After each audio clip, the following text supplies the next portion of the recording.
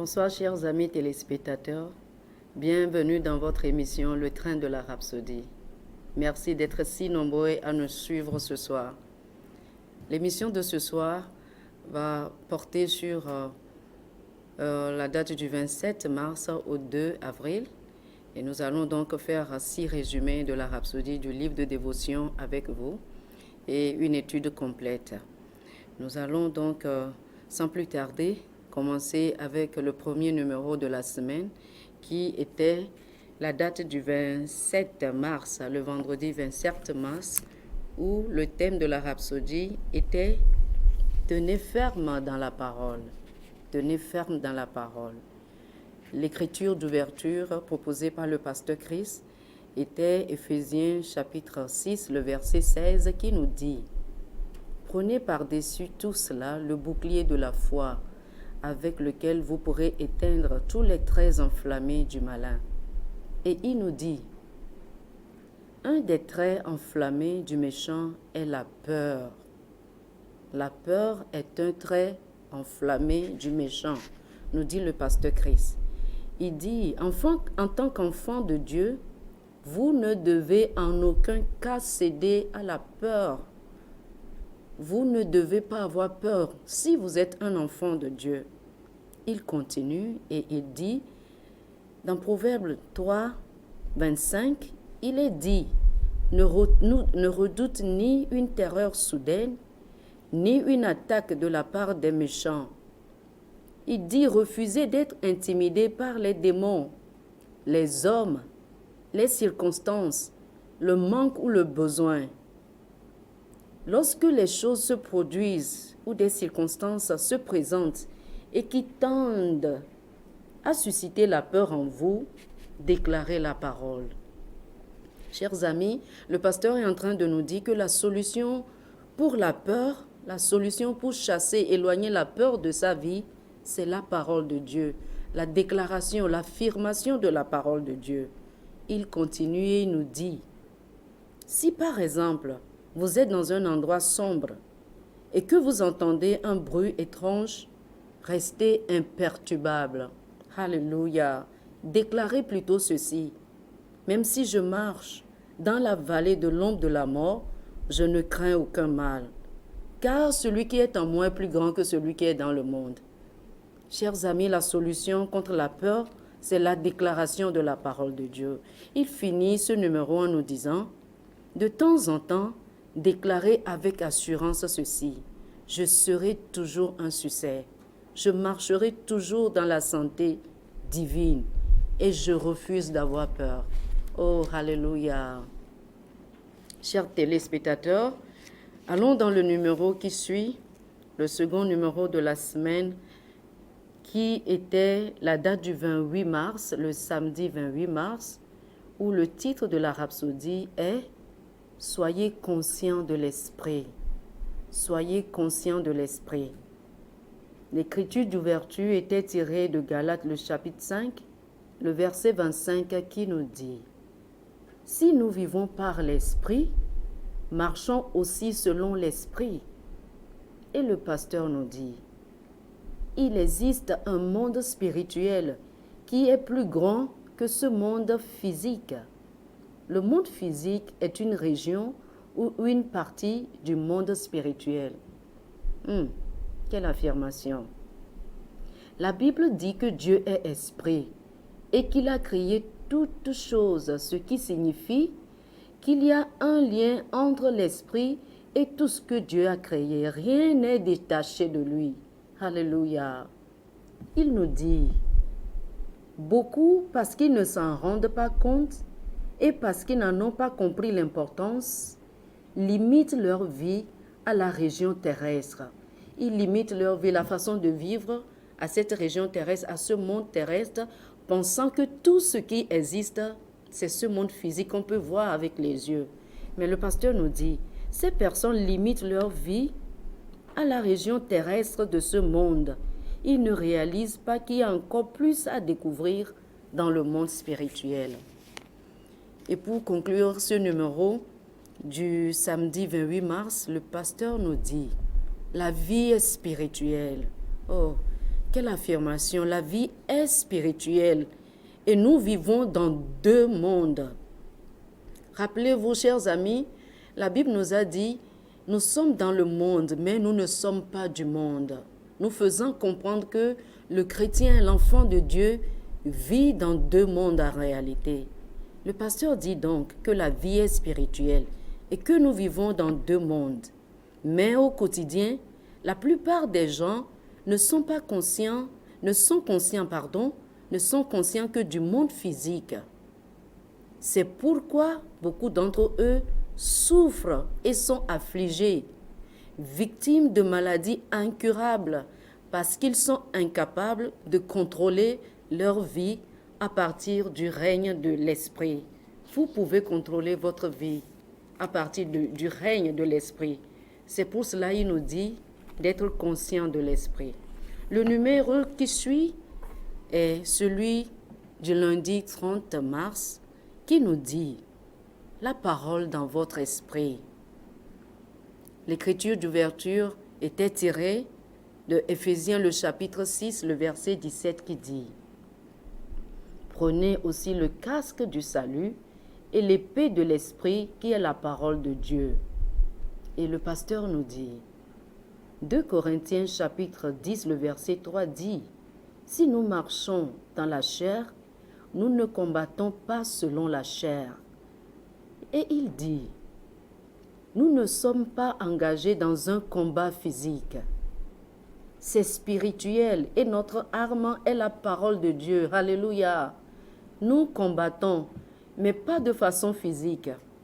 Il dit que l'arme avec laquelle nous combattons est la parole de Dieu.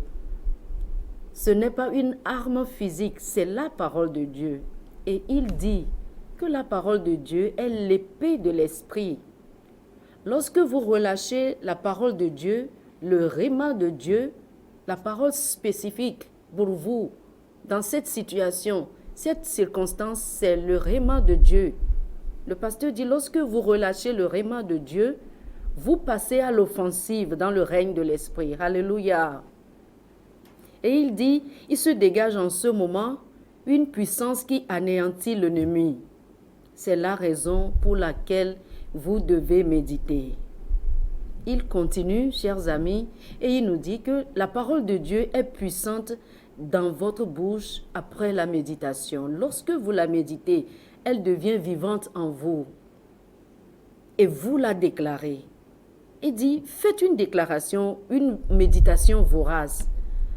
Pendant ce genre de méditation, toute votre attention est portée sur la parole et vous ne permettez aucune distraction en ce moment-là. Et il nous dit, c'est ce qui fait la différence entre quelqu'un qui cite les Écritures de la tête et quelqu'un qui cite les Écritures parce qu'elles sont désormais résidentes en lui. La déclaration de la parole de Dieu qui vient de la méditation, chers amis téléspectateurs, ce n'est pas seulement une lecture, une citation ou une récitation de la parole de Dieu, mais quand vous vous remplissez de la parole de Dieu, comme il nous le dit, la parole sort et ça devient le rhéma. C'est justement pour cela que la Bible nous dit que vous devez vous remplir de la parole de Dieu, que la parole de Dieu demeure en vous richement. Je nous invite à aller au numéro qui suit, le 31 mars, le mardi 31 mars. Le thème de la rhapsodie de ce jour était « Connaissez qui vous êtes, sachez qui vous êtes, qui êtes-vous » L'écriture d'ouverture est tirée du psaume 82, le verset 5 qui nous dit « Ils n'ont ni savoir, ni intelligence, ils marchent dans les ténèbres, tous les fondements de la terre sont ébranlés. » Le pasteur nous dit que beaucoup de ceux qui sont des victimes dans la vie ne sont pas en réalité des victimes du diable. Waouh! Le pasteur dit, beaucoup de personnes vivent dans des situations pas possibles, des choses des fois terribles. Il dit, des fois le diable n'est pas leur problème. Quel est leur problème? Il dit, c'est l'ignorance des fois. Dans Osée, le chapitre 4, le verset 6, Dieu a dit, mon peuple est détruit parce qu'il lui manque la connaissance. Il n'a pas dit que son peuple est détruit par le diable. Waouh! Il continue, il nous dit, que feriez-vous ou comment vivriez-vous si vous apprenez qu'aucune maladie ne peut s'attacher à votre corps? Et si vous découvrez que vous avez une vie qui est incapable d'échouer, oh gloire à Dieu, comment cela affectera-t-il votre mentalité? Il dit, cela changera très certainement la perspective que vous avez de vous-même. Et puis il nous dit, ce sont les découvertes de la parole de Dieu. Ce sont ces découvertes de la parole de Dieu que j'ai faites il y a plusieurs années. Mais beaucoup ne connaissent pas ces vérités et par conséquent, ils meurent. Ils mesurent leur vie sur la base de la chair, de ce qu'ils perçoivent avec leur sens naturel. Il dit, votre vie est basée sur les informations que vous avez. C'est profond. Ma vie est basée sur les informations que j'ai en ma possession. Votre niveau de vie est limité à votre connaissance. Personne n'a jamais vécu au-delà de son niveau de connaissance. Waouh! Et il continue, il nous dit, si vous avez la connaissance de la parole de Dieu, cela fera la différence dans votre vie. Si vous avez, chers amis téléspectateurs, la connaissance de la parole de Dieu, cela fera la différence dans votre vie. Vous ne vivrez pas une vie ordinaire parce que la parole de Dieu, c'est l'outil qui fait la différence. Gloire à Dieu. Le jour qui suit, c'est le mercredi, le 1er avril. Et hier, le pasteur avait partagé avec nous ce contenu de la rhapsodie qui nous dit « Priez pour les âmes perdues ». L'écriture d'ouverture était tirée de 2 Corinthiens, le chapitre 4 du verset 3 au verset 4 qui nous dit « Si notre évangile est encore voilé, il est voilé pour ceux qui périssent, pour les incrédules dont le Dieu de ce siècle a aveuglé l'intelligence, afin qu'ils ne vissent pas briller la lumière de l'évangile de gloire du Christ, qui est l'image de Dieu. » Le pasteur nous dit, d'après les Écritures ci-dessus, il est clair que c'est Satan qui a aveuglé les yeux de ceux qui ne croient pas en l'Évangile. Mais Satan et tous les démons, sans exception, vous sont soumis au nom de Jésus. Tous les démons, le diable lui-même, ils sont soumis aux chrétiens, ils sont soumis à l'enfant de Dieu, au nom de Jésus. Il dit, nous avons toute autorité sur eux. Oh, gloire à Dieu. Quelle révélation. Nous avons l'autorité sur les démons, sur tous les démons, sur le diable. Le chrétien a autorité sur eux. Il dit, certaines personnes ont demandé, qu'en est-il des paroles de Jésus quand ils lui ont demandé, Maître, pourquoi il ne pouvait pas chasser un démon, un certain démon? Et Jésus a répondu, mais cette sorte de démon ne sort que par la prière et le jeûne. Vous trouvez ce récit dans Matthieu chapitre 17, le verset 21. Le pasteur nous dit, oh gloire à Dieu, il dit tout d'abord, notez que Jésus n'a pas dit qu'il n'était pas possible pour eux de chasser le démon. De plus, ceci s'est passé avant sa mort, avant la mort rédemptrice et la résurrection de Jésus, dit le pasteur. Et il continue, il affirme que, ayant dépouillé toute autorité et domination, il ne vous faut plus prier et jeûner pour chasser l'un d'entre eux maintenant. L'autorité nous est donnée. Alléluia. Il dit, lorsque vous avez un ami ou un être cher que Satan a retenu dans l'esclavage pour l'empêcher de recevoir l'évangile, il dit, chassez le démon. N'attendez pas, chassez ce démon. C'est un démon qui est derrière tout cela. Chassez-le. Dites ceci. Je brise la puissance du diable sur son intelligence, sur sa vie. Je réclame son salut et je déclare que c'est accompli au nom de Jésus. Je décrète qu'il viendra au Seigneur. Alléluia. Et vous déclarez également, je libère les anges de Dieu pour aller et guider ses pas vers le salut. Et il en sera ainsi au nom du Seigneur Jésus. Amen. Gloire à Dieu. Le pasteur nous a appris comment prier pour les âmes perdues. Le numéro qui suit, c'est le numéro d'aujourd'hui. Aujourd'hui, jeudi, le 2 avril. Et là, nous allons faire une étude complète du livre de dévotion aujourd'hui. Le titre de ce jour est ceci. Autorité sur les démons. Gloire à Dieu. Le chrétien a autorité sur les démons. L'écriture d'ouverture est tirée de Marc chapitre 16, le verset 17 qui nous dit « Voici les miracles qui accompagneront ceux qui auront cru. En mon nom, ils chasseront les démons. Ils parleront de nouvelles langues. » Alléluia. Le pasteur dit « Jusqu'à ce que Jésus ne vienne dans le monde, les gens ne disposaient pas d'informations précises sur les démons et les mauvais esprits. Les choses que beaucoup pensaient être ordinaires ont été montrées par Jésus comme étant spirituelles. Beaucoup de choses se passent dans la vie des gens et nous avons tendance à les interpréter comme des phénomènes naturels, ordinaires. Le pasteur dit non, que ces choses, la plupart du temps, ont des sources spirituelles. Alléluia.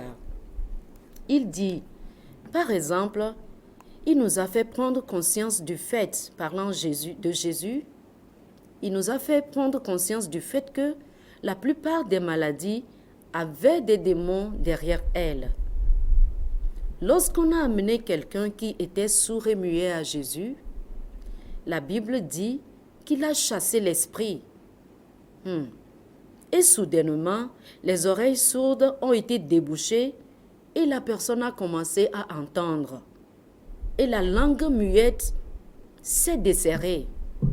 Luc le chapitre 11, le verset 14 dit « Jésus chassa un démon qui était muet. Et lorsque le démon fut sorti, le muet parla. Et la foule fut dans l'étonnement. » Alléluia. Le pasteur Christ continue et nous dit, Marc chapitre 1 du verset 32 au verset 34 révèle la même vérité. Il nous dit, le soir, après le coucher du soleil, on lui amena tous les malades et les démoniaques. Et toute la ville était rassemblée devant sa porte. Il guérit beaucoup de gens qui avaient diverses maladies. Il chassa aussi beaucoup de démons. Et il ne permettait pas aux démons de parler parce qu'il le connaissait. Alléluia. Le pasteur dit, beaucoup aujourd'hui ignorent les activités démoniaques, mais la réalité est qu'il y a des mauvais esprits qui dirigent la vie des gens. Il dit, parfois, vous trouvez quelqu'un qui a un caractère violent. Et les gens disent, non, son père était comme ça. Et ils pensent que c'est normal. Le pasteur dit que ce n'est pas le cas, ce n'est pas normal. Ce sont les mauvais esprits qui font que ces choses se produisent. Quelle révélation, chers amis téléspectateurs. Il continue et il nous dit que la Bible parle d'esprits impurs qui rendent également les gens impurs et font des choses mauvaises dans la vie des êtres humains. Certains d'entre eux sont responsables des frustrations que certaines personnes éprouvent dans leur vie. Des fois, vous vivez des choses, des fois, vous ne comprenez même pas. Vous êtes frustré, le pasteur dit que c'est des démons. Le diable qui est derrière ça. Avec ces démons, il cause la frustration dans votre vie et vous ne comprenez rien. Il dit, vous trouvez des gens, par exemple, qui ont réussi dans divers domaines et qui tombent soudainement dans le vide. Ces personnes tombent dans le vide soudainement et ils perdent tout. Elles perdent tout, ces personnes, ne sachant pas qu'elles sont envahies par des forces démoniaques. Il dit, mais grâce soit rendue à Dieu. Alléluia. Grâce soit rendue à Dieu. En Christ, vous avez autorité sur les démons pour les chasser de vos affaires. Oh, alléluia. Nous avons autorité, l'autorité que Jésus nous a conférée pour gérer nos propres affaires en chassant les démons quand nous les voyons à l'œuvre dans notre vie. Il dit, c'est intéressant ce qui va suivre, il dit, vous n'avez pas besoin d'un homme de Dieu pour vous aider à chasser les démons. Non, non, non, non. Vous n'avez pas besoin d'un prophète, d'un évêque, d'un pasteur pour chasser le démon dans votre vie ou dans la situation que vous vivez. Mais vous-même, il a dit, je vous ai donné la puissance de marcher sur les serpents et les scorpions. Il n'a pas dit, j'ai donné cette puissance au pasteur, mais à tout le monde. Vous pouvez chasser les démons vous-même. Et Jésus a dit que chacun de nous qui croit en lui chasserait les démons en son nom. Dans Marc chapitre 16, le verset 17. Le pasteur nous dit, c'est un signe de notre divinité. Alléluia. Un signe de notre autorité. Donc s'il y a des événements et des actions autour de vous et que vous vous rendez compte que vous êtes inconfortable, vous ne comprenez rien, les choses se passent, vous ne comprenez rien, et dit, vous devez percevoir qu'il y a le diable derrière tout cela et chassez-le. Chassez-le. Alléluia. Chers amis, je nous invite à prendre la confession ensemble. Répétez avec moi cette confession. Merci Seigneur pour mon autorité en Christ sur les démons et les puissances des ténèbres. Je marche maintenant à la lumière de cette autorité en interdisant à Satan et à ses démons d'influencer tout ce qui me concerne. Aujourd'hui, je refuse les activités démoniaques dans ma famille et mon lieu de travail. Au nom de Jésus. Amen. Je nous invite à prendre ces écritures pour plus d'études approfondies. Vous lisez, s'il vous plaît, Matthieu chapitre 10, le verset 8, Marc chapitre 1, le verset 33 et le verset 34 également, Actes chapitre 8, le verset 6 au verset 7. Merci beaucoup, chers amis téléspectateurs. Merci de nous avoir suivis. J'espère que vous avez été bénis. Si vous m'avez suivi, vous n'avez pas encore Jésus dans votre vie, vous voulez faire une expérience personnelle et spéciale avec lui, parce que c'est seulement en lui que vous avez autorité, je vous invite à faire cette prière avec moi. Père, je te remercie pour le don de Jésus-Christ. Aujourd'hui, je reconnais qu'il est Seigneur et je confesse avec ma bouche qu'il est Seigneur. Je reconnais qu'il est mort pour moi. Je déclare que je lui appartiens à jamais. Alléluia. Mes chers amis, si vous avez fait cette prière avec moi, sachez que vous êtes devenus enfants de Dieu. Vous avez désormais autorité dans ce monde. Vous pouvez contrôler votre vie. Alléluia. Nous vous donnons rendez-vous pour le jeudi prochain, à la même heure, à 21h sur la RTDS. Si vous avez aimé cette étude, vous voulez avoir une copie de la Rhapsodie, n'hésitez pas à appeler nous sur le numéro qui s'affiche sur votre écran et que Dieu vous bénisse. Je voudrais, avant de terminer, nous inviter à méditer cette écriture qui nous dit, dans Jean le chapitre 14, le verset 27, Jésus qui nous parle, il dit, « Je vous laisse ma paix. Je vous donne ma paix. Je ne vous la donne pas comme le monde. » Oh, alléluia. Que votre cœur ne se trouble point et ne s'alarme point. Chers amis téléspectateurs, que Dieu vous bénisse. Amen.